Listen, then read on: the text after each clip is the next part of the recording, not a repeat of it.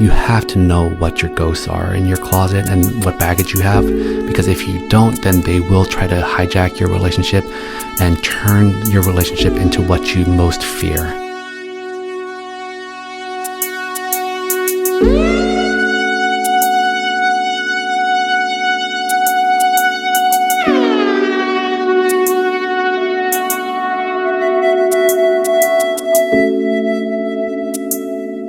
Welcome to Lovelink, your guide to love and sex in all forms. We're your hosts, Simone Humphrey and Sina Simon. Our guest today is a clinical psychologist specializing in trauma treatment. He is the director of the Center for Child Trauma and Resilience and assistant clinical professor at Mount Sinai here in New York. Through his attunement and wisdom, he helps people heal interpersonal wounds and build trust and love with other people and themselves.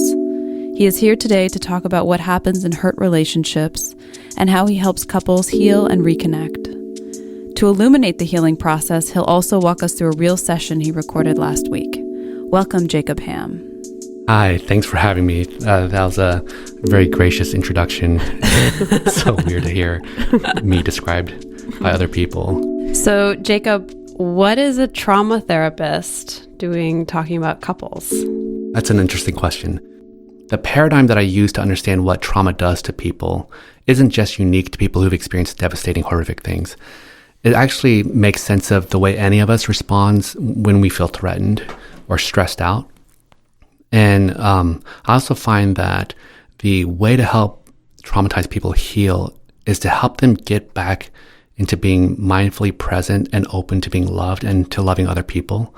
And so a lot of the work I end up doing is about relationship building to help people overcome trauma, whether it be parent and child or parent and parent or any couples, any dyads actually, or even if it's patient and therapist. So how does couples therapy heal trauma? What happens with trauma is that it's often an interpersonal event that hurts the other person. It's rare that I will get requests for treatment for like car accidents or discrete horrific events. It's more about childhood abuse, neglect, or other forms of interpersonal injury like domestic violence. And what trauma does is that it makes people feel very, very mistrusting of other people and unsafe in the world. And the world is more interpersonal than not. And so people with trauma end up having a lot of difficulty in jobs, in relationships. And so doing couples therapy is actually a way to overcome the impact of trauma on the person's ability to love and be loved.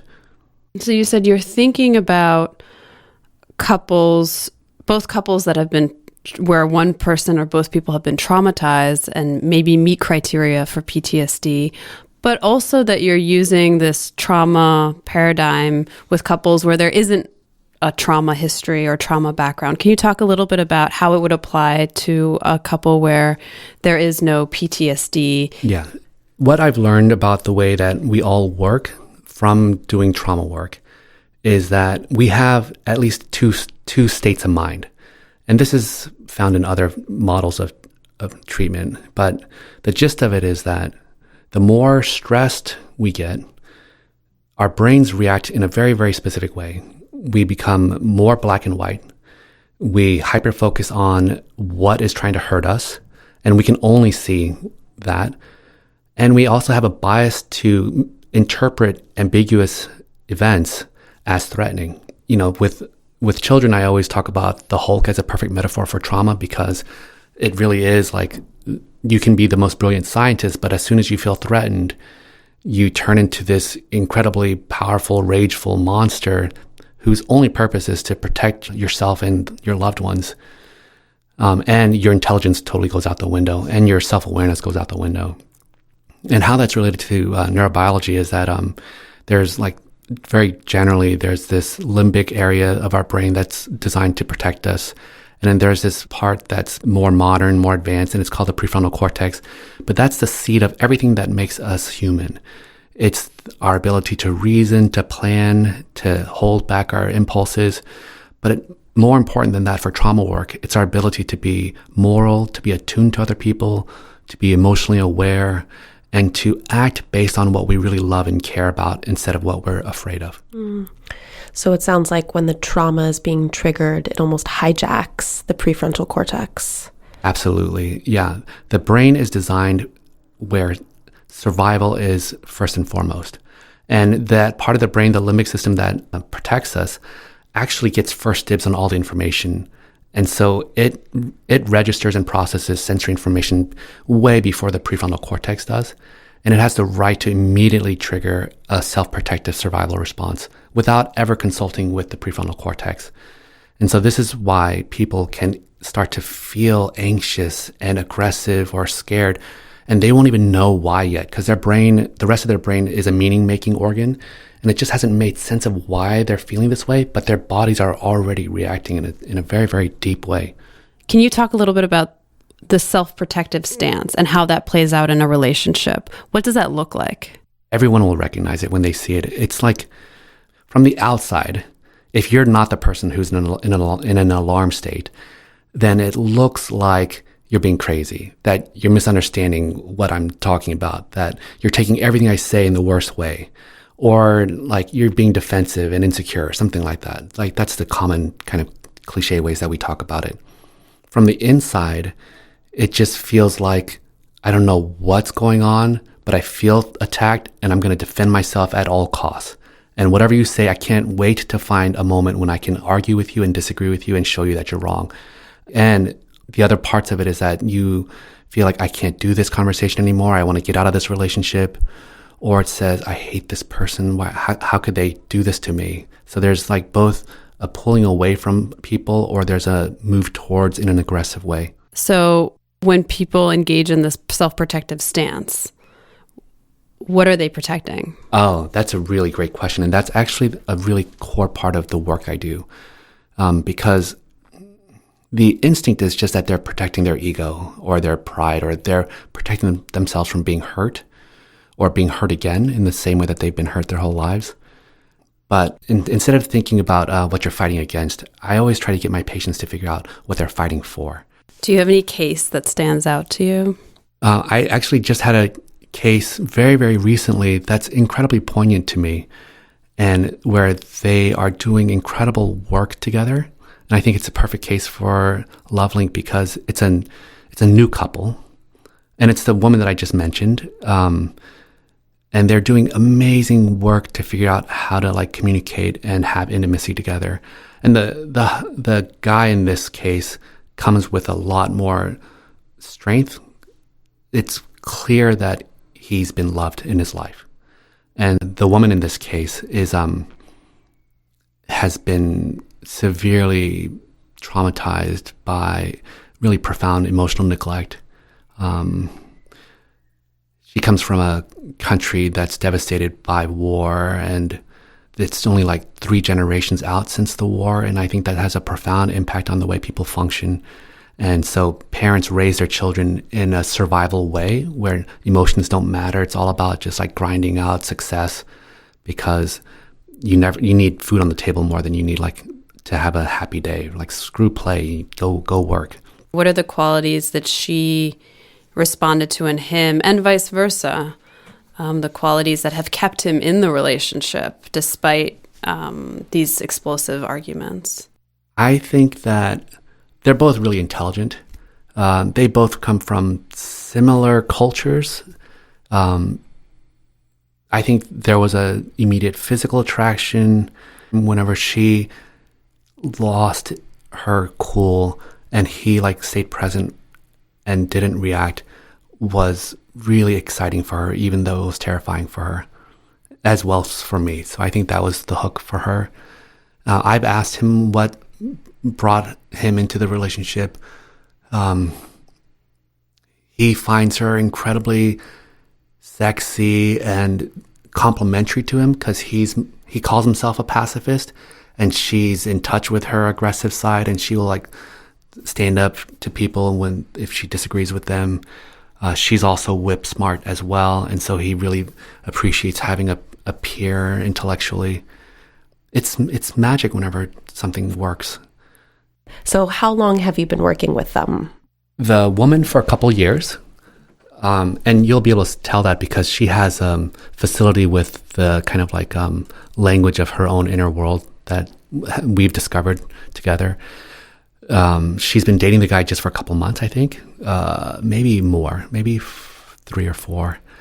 And this is another part of the way I work, is that I insist that people do what we do in our relationship in terms of the safety and the expression of needs and wants, to do it in real life with the people that they love and care about. And so as soon as I thought it was appropriate, I encouraged her to bring him in, and they start to have really bad fights where she was like totally triggered and just like attacking him because she was so afraid of him, and she was trying to also provoke him to become the abusive person that she was anticipating he would be underneath his niceness. And I didn't want that relationship to be destroyed, so I begged her to bring him in and to have those fights in front of me so I can help her to stay like present, not let her alarms take over, and for her to be able to really speak about the hurt from which the anger was coming from. She brought him in because they had another fight, a silly fight over the weekend. And it's a classic fight that I think that many of us can get into. And the gist of it was just that there was an old iPad, and he's a grown adult, so he's had multiple relationships. And they've had a historic fight about seeing like random things from ex-girlfriends around his apartment. And he's like very, very graciously gotten rid of everything he could from the apartment that's from an ex.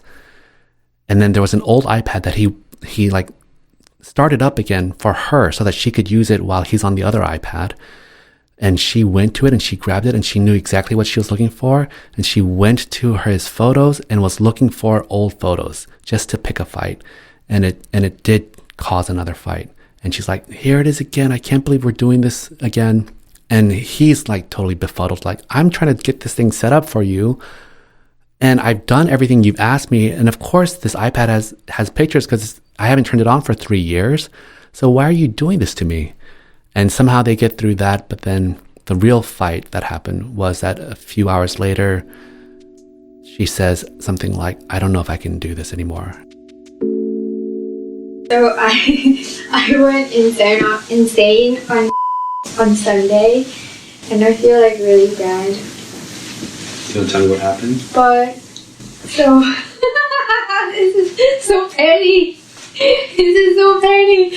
So I was playing with iPad, and then of course like I saw some ex-girlfriend stuff, and I wasn't like insanely like pissed, but it's like the stuff should have been gone. This should have been discarded. And then afterwards I got angry, and then like I tried to like break up. But like it wasn't like it was very like in a very like momental frustration thing, and then it was kind of insane. Like in my head, like I was kind of like overthinking, like thinking myself that insane. I don't know, but I felt bad, and I like promised I would do it again. The old iPad was charged up and it was sitting next to me, and then she kind of goes to fiddle with it, and then she asked me to sign on to it, so I signed on to it, and then the next thing I know, she just goes straight to the photos, and then like I knew it. Right. So I think So I knew it was gonna be exactly, but she also knew it was an iPad. I could have not clicked it. Because I knew that it was there. It was there. Right. I know So that she he asked would see somebody who would still have it there. Yes. And then he was looking at it as I like was clicking it, and I know that he probably was thinking, "Oh, holy shit!" Well, and then I clicked it anyway. So it was kind of an intentional, subliminal. Yes. And I knew that, and I actually right after you clicked that, and it came up, and I said, He's like, "Why did you click on that?" I said, you did that on purpose, didn't you? That was earlier in the evening. Then, like later at night, we're about to go to bed, and then she all of a sudden says, she gets very upset and says, I can't do this anymore. I'm so upset, and she jumps out of bed and goes to the living room, and then we have maybe like a 25-minute talk about, or kind of one of those silent talks where you're just not really getting much accomplished, but and then at one point I think she threw out some hypothetical, maybe we should break up, or things like that. If there's one thing I would beg your listeners to not do, is to ever say, I don't know if I can do this. Only say it if it's like really sincere. Like, you have to know if you're really in alarm mode. If you're in alarm mode, don't say anything. And if your partner's in alarm mode, just disregard all the bullshit that comes out of their mouth. Because it's all just like discombobulated. People think that you speak the truth when you're mad. It's only part of the truth. You only speak the hurt part of the truth, not the part that you're aspiring to. I think of like a wounded child that tells his parents, like, I hate you, I wish you weren't my parents. And of course that's not true.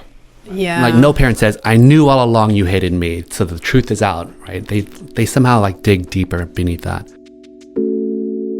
But then, like, the thing is, like, when I'm like in that thingy, I'm not like necessarily like, I am like irritated, but it's more like I say these things out of like resignation, like hopeless, and like I'm resigned, and I'm kind of like, yeah, no, and I as opposed to like, I am so angry, or like I hate, like this behavior is unacceptable, but it's kind of like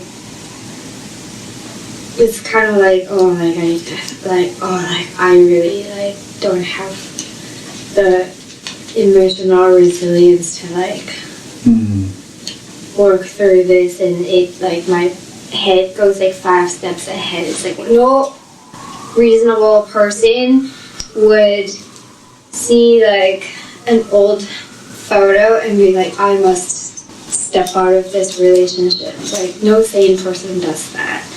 And like, for me, it's more about like, I'm very fatigued by like feelings that it fatigues me, like more like it's not really like about like petty pictures. I think if it were about the pictures, I would have gotten angry, and it should be anger, but like when problems, it's when problems come up, it's the fact that there is another problem that I need to fix. Like, that is very tiring for me. And then each time I need to expand that effort, like, I need a good excuse. Like, is this, like, a good enough excuse for, like, is this relationship, like, a good enough, worthy enough thing for me to, like, feel this way? I'm also, like, very defensive, and I would like to protect myself from potential harm or like worse feelings. So like in my head, I'm doing many calculations. I am the person with feelings, and is the understander. Okay. But it's never like feelings are, I feel like, are never, or they're very like minor. They're like spectator ions in a reaction. Like they're there, always clearly there, but they don't get addressed because he says he values peace. I think for me it was just very, I think I became a little, my initial reaction was also to go into defense mode, because I knew from prior experience that what I could potentially expect, which is a very strong negative reaction to seeing something like that. And again, I'm not saying that seeing those pictures should not warrant any type of reaction by any means, but just a very negative one. And so I think first I went into self-defense mode, and then like immediately our our interaction kind of was more distant. And then I thought that kind of went away, but then it kind of came back in full gear. And I think I was just frustrated. And in my head, I'm probably, similar thoughts to what she was going at that time. I went through a similar feeling of, oh, here we go again. Here's the fight here's this quarrel that we're gonna have, and about the same topic, and You start losing hope too. Yeah. I guess lose hope, or that hopefully we can get back on track, but that it'll take all this effort and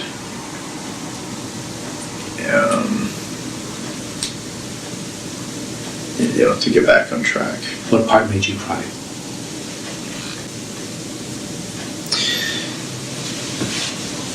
It was I don't think this is the best word, but it was a sense of and I know it's not not in an active sense, but I felt like I was being bullied. It's this, and I think, to go back to your other word, it's this sense of hope. It's like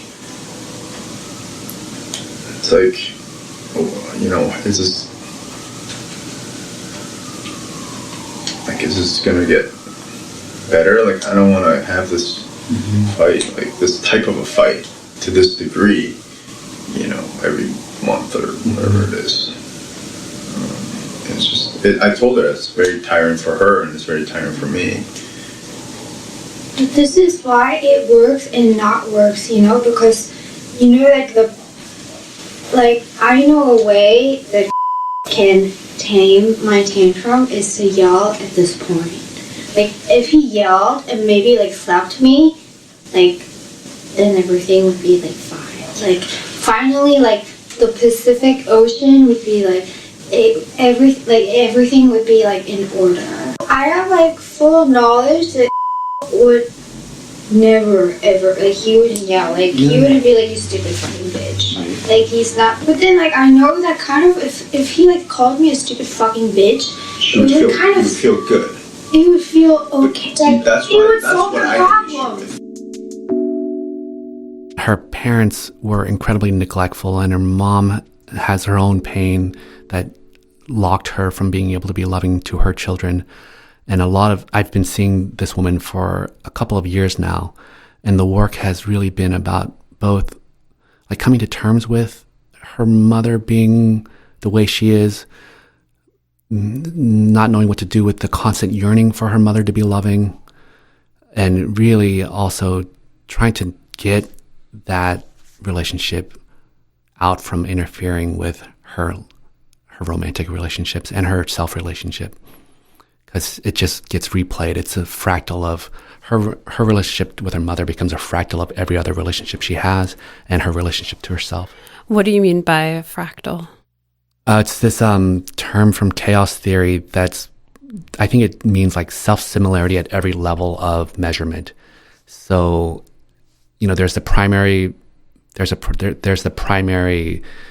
emotional neglect and abuse that she experienced, but then she internalizes that, and she has that voice in her that is abusive and neglecting of herself. And then whenever she comes across any other relationship, she anticipates that same kind of pain. And she sometimes makes it happen. I think that's another thing that this is a really good warning for couples, that you have to know what your ghosts are in your closet and what baggage you have, because if you don't, then they will try to hijack your relationship and turn your relationship into what you most fear. And how does awareness help kind of contain that or manage that? One, neurobiologically, I think it's purely that it strengthens prefrontal function. Just because I heard this great phrase today. It's the difference from being reflexive to being reflective. And so it's the first step. It's not the only step, because self-awareness if without change is no good. And then you have to make a conscious choice to do something different with your life and know what you're really trying to accomplish in your life. And that's where I think, again, the goal-directed thinking really is important, to really spend a lot of time knowing exactly what you want out of life. And then that becomes like a beacon whenever you're overwhelmed with the cloud of anxiety and fear. I imagine that you also have to do a lot of, in this case, do a lot of work with the partner who isn't coming from a traumatized background to help him understand what's going on in those moments and not engage in replaying the traumatic experience for her. And that's why I think that this is an amazing man, because he came in, like one of the first stories I heard about him was that she had overreacted to something and she didn't know what she was mad about, and she just kept yelling at him for like 15, 20 minutes. And his response was, so let me get this right. And then he tried to summarize everything she had said. And she said, yeah, that's it. And then she felt diffused. And I said, that is a really rare guy. We're going to make sure that this works. Because I know very few people who can stay non-defensive when they're being attacked, because we're all human. And so this is an incredible person.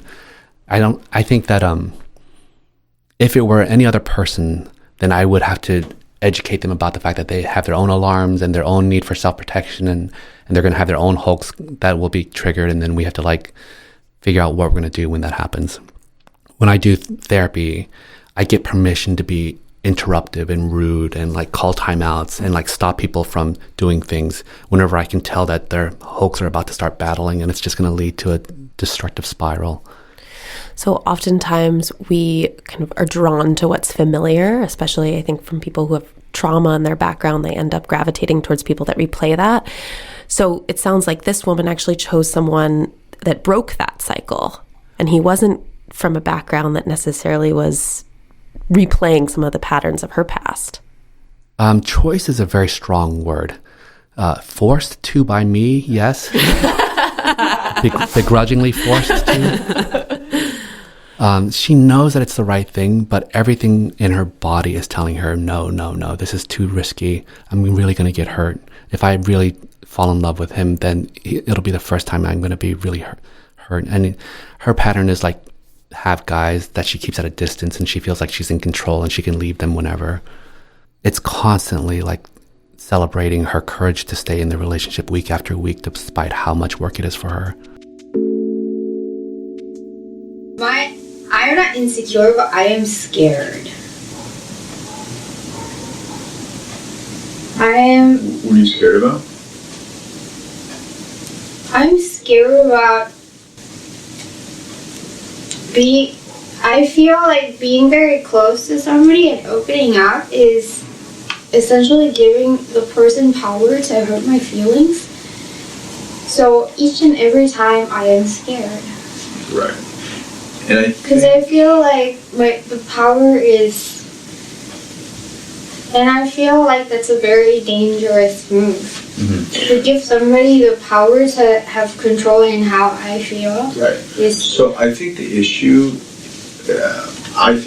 is that from our talks in the past, in this room, that you've perhaps let people in the past and they've disappointed you and they've hurt you, and so you've been mentally trained to be more protective and be more be in more self-defense mode, and to be much more wary and to not let people in as easily. And the moment that you do let them in a little bit, you kind of start like shriveling up a little bit, and or becoming more easily in self-defense mode if some issue arises because you've been hurt in the past. No, I think it's just new. It's just new. Like with it's just new. Like when I interact with like random people, I know exactly, like, I feel like I have the power. It's very, like, messed up because, like, shouldn't people feel like they have more power when they're in, like, a happy relationship? Like, I feel like that's what people should feel. But, like, I feel more power when I have, like, what people would consider less than ideal, because I feel like there is nothing, like, I feel like invincible when it's like when I interact with like random guys, because random guys will never hurt my feelings. So in thinking back, I mean, either to this woman or to people in general and their histories that sort of inform how they're relating to others, I mean, what kind of influences this kind of behavior? Because there's the obvious traumas of either, abandonment or abuse. But when you say kind of like the smaller traumas, the small t traumas, I mean, what does that look like that would then contribute to this terror around rejection or abandonment? The things that I see most in my practice is actually neglect. Emotional neglect is a really powerful, it's hard to measure, and so I think it's understudied in our science. But I think there's been research to show that it's maybe the most devastating of all the traumas. The physical abuse you can kind of make sense of, and it's out there, and eventually some people say, like, that's them, not me, I didn't deserve that. But the emotional neglect is insidious. And how I see it manifest in the adults that come for me is that they lose touch with their emotions, and they don't value their emotions, because why feel when no one's going to hug you when you feel sad? Or whenever it's more destructive, it's like, just toughen up. You're being weak and vulnerable. You don't need this. You're like, there's never been reinforcement for being vulnerable. And so they put it away in a very deep place, and it's hard for them to access again. And then the therapy itself becomes really hard, because it's like pulling teeth and having the patient fight you the whole time, because they're so afraid to even have you like open them up in any way. They so badly want it, but they also move away from it very quickly. That captures the essence of being human. We're like riddled with conflict and paradox. And I think Winnicott said it best, like, it's a joy to be hidden, but a disaster not to be found. And it's really true. Like, so much of my work is really about like knowing that someone wants to be found, but they're afraid to be found. And so they're going to test me and make me work as hard as I can to prove that I really care enough to look for them, and that I'm going to be gentle with them when I do find them. I was a mother-infant researcher first, as a scientist in my postdoc years. And I would have to sit there and watch 6-minute videos of mothers and 5-month-old babies playing with each other, and code every second of their interactions. And this was in the larger context of the fact that we now understand that those minute interactions lay down implicit memories in the baby about how interactions will go with everyone else in their lives. And the general ideas are, when I feel a certain way, will you get that I feel this way? And will you help me to stay calm or regulated and in control? Or are you going to make things worse, basically? And it's like muscle memory for the baby. It becomes muscle memory for the heart. And so even if we don't understand or remember those experiences as babies, it plays out in our relationship to ourselves and in what we expect from other people. And then the other thing that you have to really understand to make sense of relationships is that it's this thing from attachment theory. And the gist of the idea from attachment theory that's so important is that whenever any of us get scared, we run to our parents to make us feel safe. And then what really screws us up is if the person who's supposed to make us feel safe hurts us, then we get stuck in this weird loop where when we're being hurt, we want to run away as fast as we can. But then as we get more and more scared, there's a need and an urge to go back to the person who's supposed to make us feel safe. And so we're stuck in this loop. And I think that part of the reason why we internalize that inner critical destructive voice is a way to resolve that desire, both for the safe person as well as a way to protect you from being hurt by them again. Like the way I've talked about it with this other man who's been severely abused, and he's incredibly self-critical, was that he learned very early on that the way to protect himself from getting really beaten in the real world was to beat himself up first, to make sure that he doesn't like make a mistake that would like cause a real beating. But it's also, I think, a way for him to psychologically say, see, mommy, I love you. You're right. I'm bad. Let's team up against me. I'm the one who deserves this. You're still perfect. Please stay with me. Like, accept me still. Yeah, I get goosebumps even just saying that, because it's such a painful experience to both want love and to be hurt, and then to feel like so bad about yourself, like you deserve to be hurt. I think that's the thing that hurts the most when I see that as a therapist, to see people who like think that they deserve to be hurt. And with this couple that we've listened to, I mean, it seems very clear that when she gets triggered, seeing these old photos and there's some sort of threat to their relationship, she gets really angry. She threatens the relationship. And then when he pulls away, she panics even more. So the story is actually deeper. The photos weren't a trigger at all. The truth is that she's been struggling the entire time. He is happy in their relationship. Every day he comes home and he's just happy that she's there. Every day she comes home, she's like, how much longer can I pretend like I'm okay? That I'm not scared out of my mind that this is going to end. And so I think that struggle becomes so exhausting for her. She almost wants the fight just to relieve her of having to be good and like to make this work.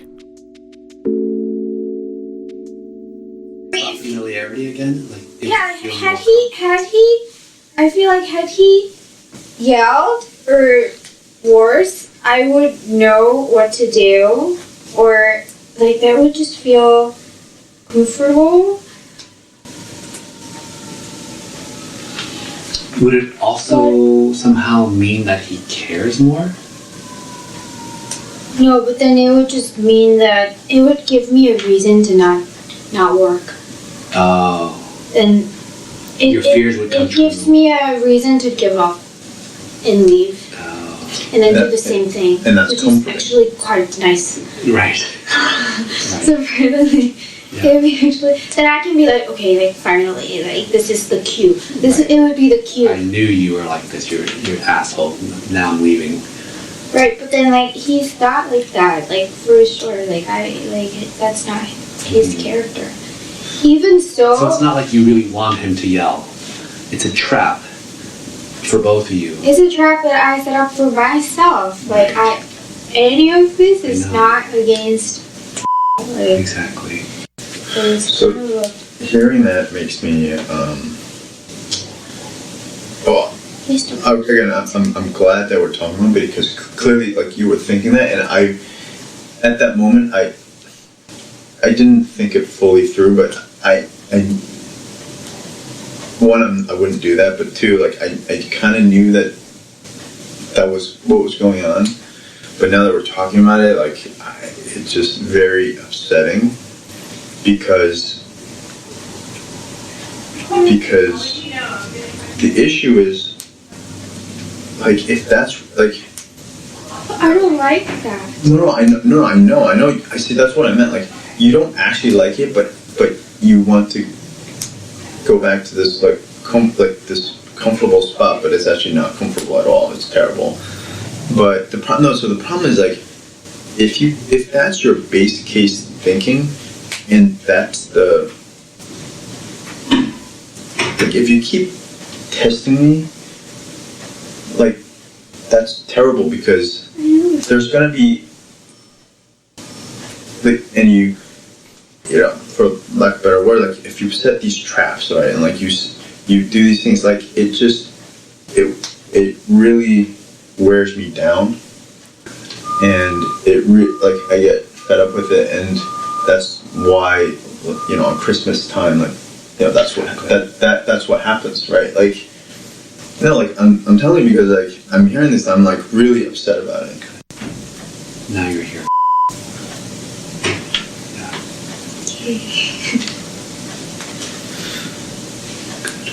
Typically, I would like the fact that you're trying to understand her, but I think it's a trap away from.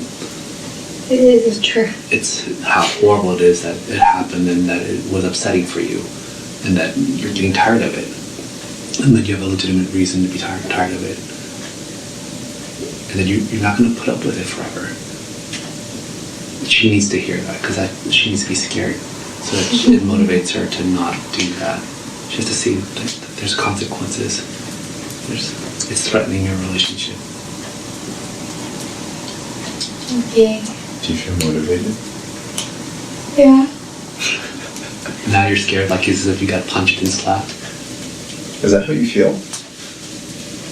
I mean, I don't want her to feel that way either. But I just feel like when he says this, it's like he's trying to, he wants the same things as I do. Exactly.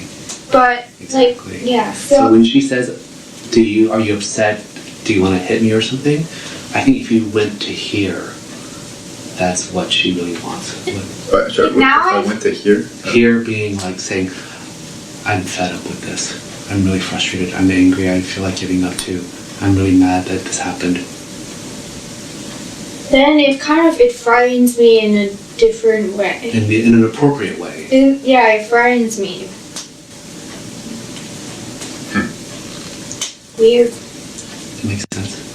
Yeah, I think it's just also very hard to communicate feelings on the spot. Absolutely. When it happens. Absolutely. That's exactly what I was feeling, but despite how great or not great of a communicator I may be, but at the moment it's just very hard. It's very hard to say. I think it's impossible.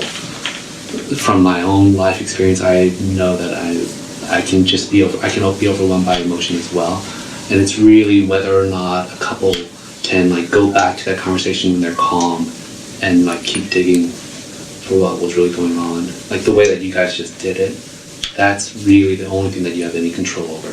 When you're in a fight, kick and scream and yell and tantrum all you want because emotions have all taken over, and come back and do it again the right way.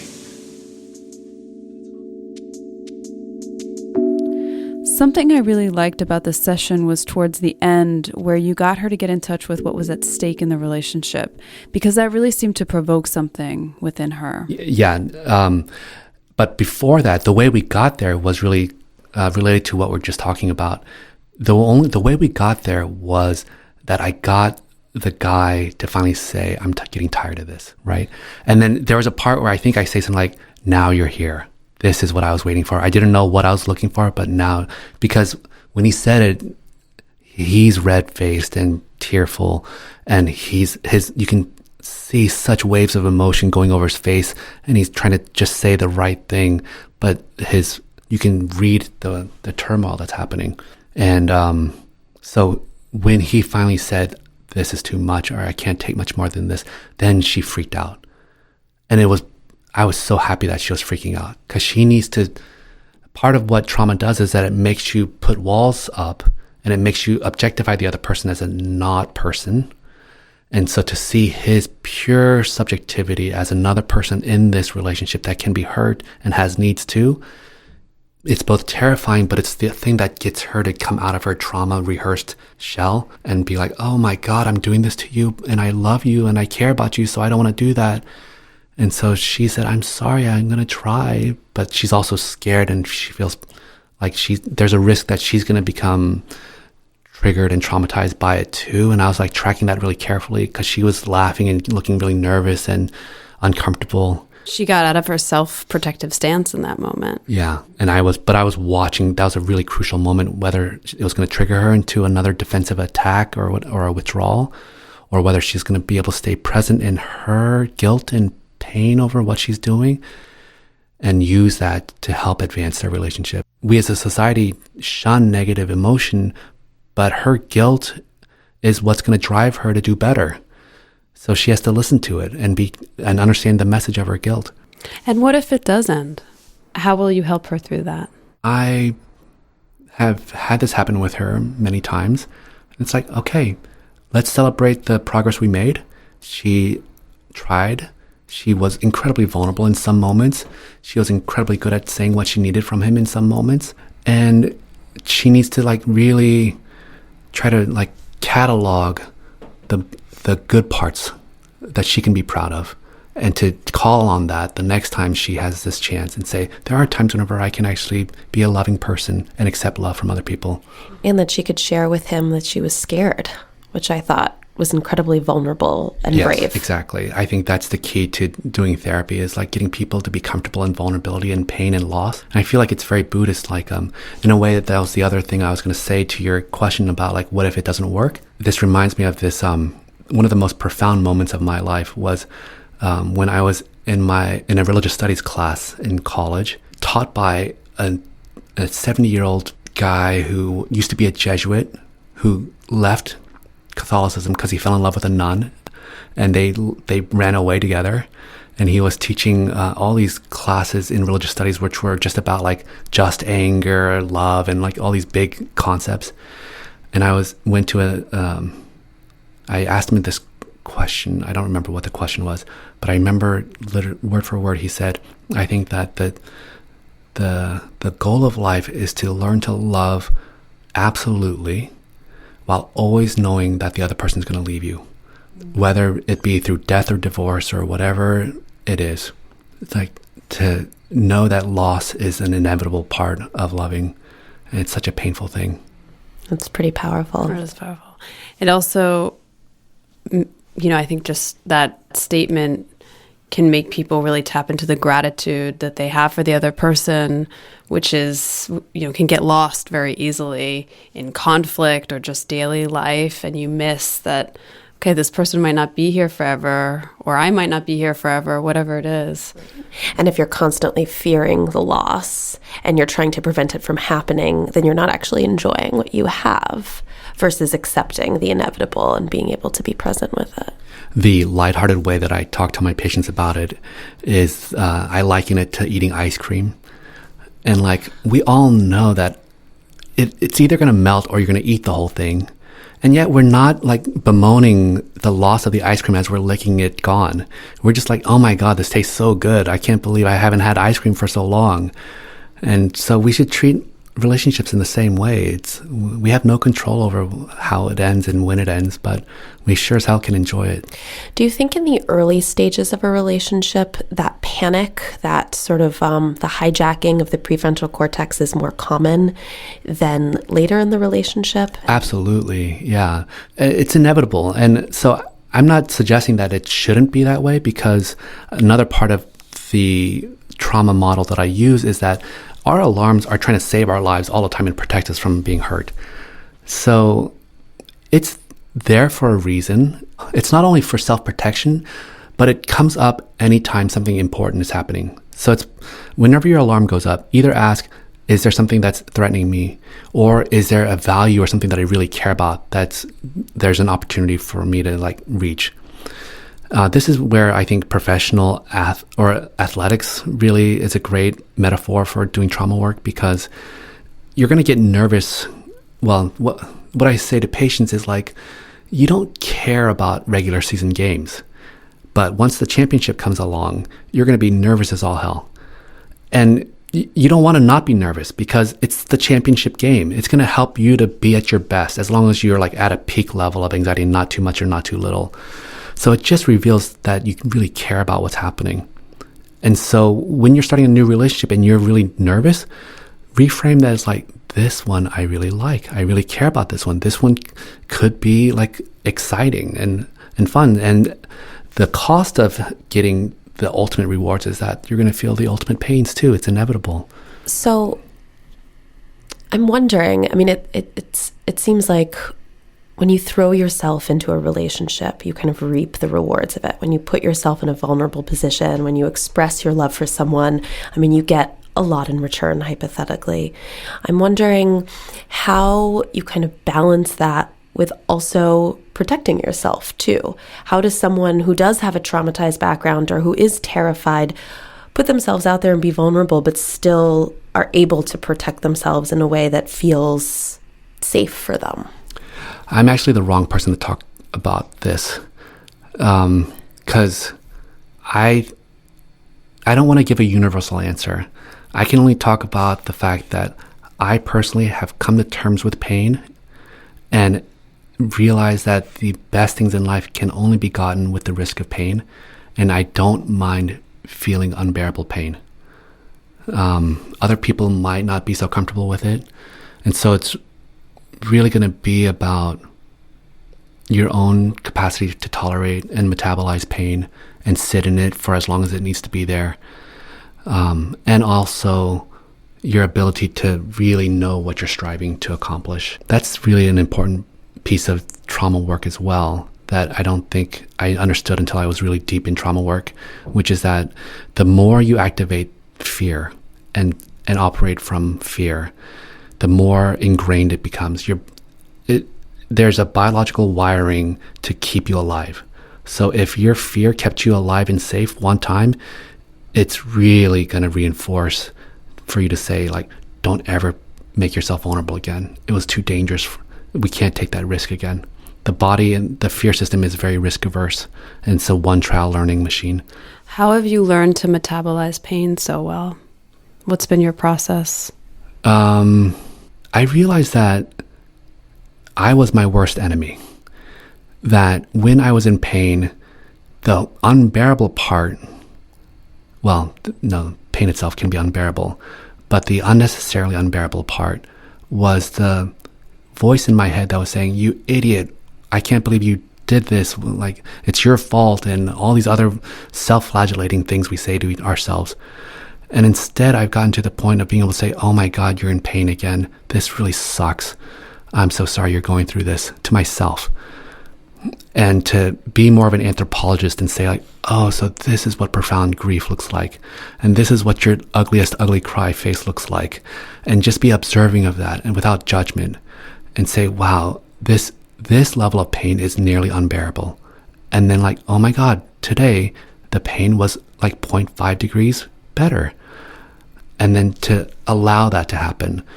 Again, it's very Buddhist, where there's a notion that reincarnation and karma is like lifetime things. But I think that those, like, karma is a moment-to-moment thing. So if you're in pain and you're like bemoaning the fact that you're in pain, then you're screwing up the next moment. Like if it rains today and tomorrow's like a beautiful day and you're like, "Damn it, I can't believe it rained yesterday. That ruined my week." Then you're not enjoying the next moment. And so part of what I've really learned to do is to just say, today is about pain. Tomorrow, I don't know what it's going to be. But if it feels a little bit better, then I'm just going to be in that a little better space. So I allow myself to be immersed in whatever moment I'm supposed to be in. Do you have any advice that you would give to our listeners, particularly around people with backgrounds in trauma and kind of the first step to addressing it and applying that into their relationships? Yeah, the very first thing is to become compassionate to yourself. And the way to do that is that you have to understand the function of that mean, angry voice inside of you. That it's not just like a curse that you have this. It was actually the thing that saved your life in the past. And so you have to be incredibly indebted to that part of you for having saved your life in the past and trying desperately to make sure that you never are hurt again. But then you have to kind of like reassure that part of you to say, like, that was back then. Not everyone's going to be hurtful to you like the way that this person was. So you have to give other people a chance. And the truth is that we kind of want other people in our lives and not just be holed up in our little safe cave. And so I kind of want you to be quiet for a little bit and let me try to like figure out how to love people and be with other people. And it's like, don't worry, I'll be safe, and I'll need your help to like to be safe. So I'm going to keep listening to you whenever you tell me that something's bad. But it doesn't mean that you're going to make all the decisions. I make the decisions about what we do. Soothing that traumatized part. Yeah, and respecting it. So, And if you were to give one piece of advice to couples who are going through a difficult time, you've given us a lot of wisdom today, but if you were to distill some of it down to one message, what would you say? wow. It goes back to compassion for self and other, and forgiveness, and to recognize that that everyone has the capacity to hurt themselves and other people, and it just comes from a place of being hurt. And so forgive yourself for hurting someone, and forgive the other person for hurting you, because it all just comes from places of being hurt too. And to try as hard as you can to reframe the anger and aggression and the destructive impulses into vulnerability and yearning for love and needs being met. Instead of seeing the scary Hulk, maybe try to envision The hurt child. Yeah. Yeah. Well, thank you so thank you, much for Jacob. being with us today. You're welcome. Thank you.